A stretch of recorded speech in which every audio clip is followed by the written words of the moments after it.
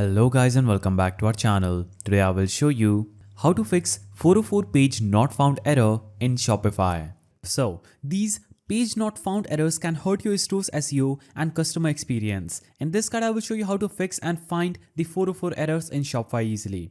Step 1 is identifying the 404 errors. Use Google Search Console. So click on online store and click on pages. Now navigate to not found 404 if it is available here, and check which URLs are returning 404 errors. Now, method 2 is Shopify's redirect tool. Log into Shopify admin, go to your online store, navigate to navigation, then click on view URL redirects. Look for broken links or missing pages. Now, method 3 is third-party SEO tools. You can use tools like Screaming Frog, Ahrefs, or SEMrush to scan your website for broken links. So you can go to the search bar, type in SEMrush, hit enter, then log into SEMrush and SEMrush will scan your website for broken links. Now step 2 is fixing the 404 errors. You can set up redirects recommended for missing pages. So if a page was deleted or moved, create a 301 redirect. And that's it. Now you know how to find and fix the 404 errors in Shopify. If this video helped, like and subscribe for more Shopify tips. See you in the next one.